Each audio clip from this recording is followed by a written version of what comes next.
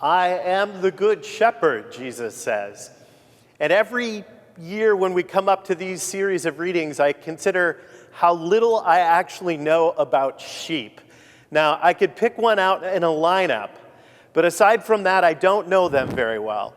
But this last week, I saw a video that seemed to dovetail nicely with my limited knowledge of sheep.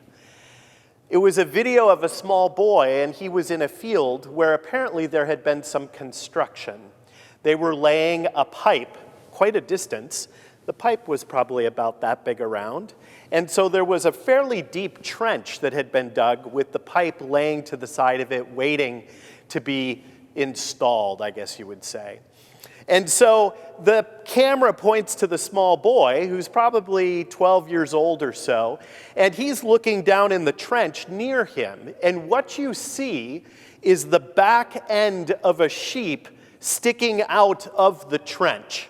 It had gotten stuck in it. And the video proceeds of several minutes of the boy trying to grab it by the leg while one leg is kicking, and he's trying to get the animal out, and the animal doesn't like being handled, and he finally gets it out. And you see the sheep run off in blissful freedom and immediately dive back into the trench about 20 feet down the way. That's my sense of things. In fact, there are weeks that go like that for us, aren't there? We wake up and think, I just got out of this, and yet here I am. In the image of shepherd, shepherd is not a common understanding to us in Palo Alto. But when we think of the word, it has deep roots in the Jewish tradition. We certainly think of King David and this image of shepherd, although shepherds, curiously, weren't thought overly highly of as a profession. And yet still, there was this persistence of shepherds in the tradition of the Jewish people, such that Jesus would say, I am the good shepherd. Now, this last week, we also had Earth Day, and yesterday I had one of my first board meetings with Mount Cross Lutheran Camp. I've joined the board there recently, and I was thinking back of my time working as a counselor.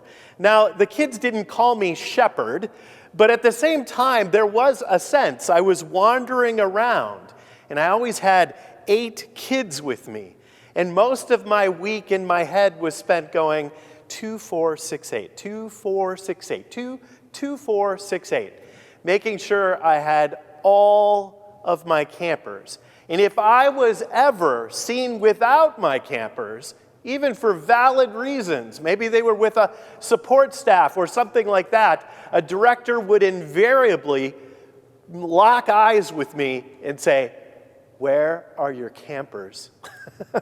Where are your campers? Now, most of the time, that didn't feel like a huge, heavy burden, but I do remember the very first week of my 3 summers as a counselor. I had been through 2 weeks of summer camp training. At noon, I was sitting out in front of my empty cabin on a Sunday, and I heard the bell ring on the dining hall. That was the indication that registration had opened and that campers were going to be checked in, and soon I would have kids and their parents arriving at my cabin. I broke out in a cold sweat. This was it. People were bringing their kids to me, and probably more importantly, leaving them with me. Now, at 19 years of age, I had it, no problem. I had this all figured out. And I had 3 fantastic summers as a counselor. But this image of responsibility that we have towards others, and in the text today that we have, the gospel text, particularly when paired with the second reading from 1 John, this image of love that undergirds everything in our relationships, everything, that we would be known because of our love towards one another. But one of the things that I want to lean on in today's reading is this idea of sheep and shepherds from the standpoint of who are we responsible for? Who are we responsible to? Right? We're kind of in tax season here, One of the questions when you fill out that form is to answer the question of how many dependents do you have, right? How many people are dependent on you? But that feels kind of basic, right? The shepherd has absolute responsibility for the sheep. When we were traveling in the Holy Land several years ago as Grace Lutheran Church abroad, I remember distinctly in Bethlehem, which is no longer a tiny little village, but a pretty decent-sized town and city, in fact, and going down a street that might have been as hectic as University Avenue and seeing some 15-year-old kid with maybe 20 sheep cutting across the street from one vacant lot to the other and out of town. And I thought, where am I? And if he lost one of those sheep, whose responsibility would it be? Do you think people would go, well, you know, sheep, they just wander off sometimes? Or would that 15-year-old kid had a lot of answering to do if that was the case, right? The shepherd is the one who is responsible, the one who looks after the sheep. In fact, the image in the text that we have is distinctly one who protects the sheep. The one who stands between the sheep and predators. The one who takes care of others. Or as Jesus said, the one who lays down their life. Now, what's interesting in the text is we get this distinction between shepherds and the hired hands, the ones who really don't care a whole lot about the sheep. Now, who are the hired hands? The hired hands in Jesus' images here are the religious leaders, which is a little awkward as you're getting your sermon ready, thinking of the religious leaders who are unreliable. But nonetheless, we understand as people of faith that God gives us responsibilities towards others, and that weight can feel heavy at times. But all of us, pastors or otherwise, have people for whom we have responsibility. Now think about that. Jesus is saying that the sheep know my name, the sheep hear my voice. And we think immediately of the body of Christ, we think of our members here at Grace, or whatever the case might be. But Jesus goes even further. He says there are those who are not even a part of this flock, who are still followers of mine.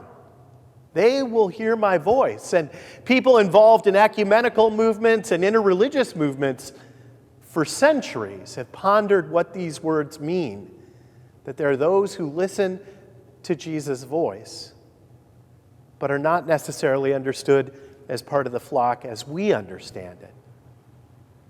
But if we were to take this image of a shepherd and sheep and apply it to ourselves, it seems to me that there's two pieces. There's the piece that we are the sheep, right? Now, when I was a little kid in school, it wasn't unusual in the first week of class for teachers to get to know us a little bit, to say, if you were an animal, which animal would you be and why? And we would all put our heads down and write a little paragraph about why the case was. I don't recall ever anyone saying, ooh, I want to be the sheep, right? Nobody ever says that. In fact, in our modern political dialogue, it's a very derogatory kind of term, isn't it? Sheeple, even. Sheep people, ones who follow. And yet, as people of faith, as Christians, we're sheep. We listen for Jesus' voice. We seek to follow Jesus. We know that in a chaotic world and life, He is the one place, the one safe harbor, the one who gives His life for us in love. Now, if that's the first part of us as the sheep, there's another part to this. On some level, all of us are like hired hands. As members of Christ's body, as disciples of Christ, we are called to reach out to those who might be lost, who are seeking, who are new to the faith.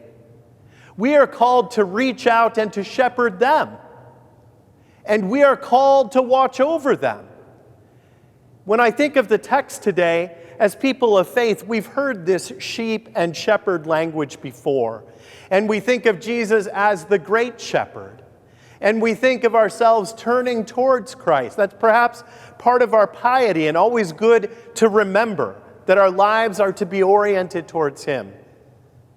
But if there's one new piece of this puzzle that you hear today, hear that as a person of faith, you have responsibility towards those around you, to be a bit of a shepherd, not to be on top of everyone and explaining everything in the universe to everyone, but to be sharing Christ's love in a way that is sacrificial, that brings people towards life and love and wholeness, that draws people closer to Christ in ways that give them hope and healing in this world. So think of yourself both as one who follows, as well as one who leads. Amen.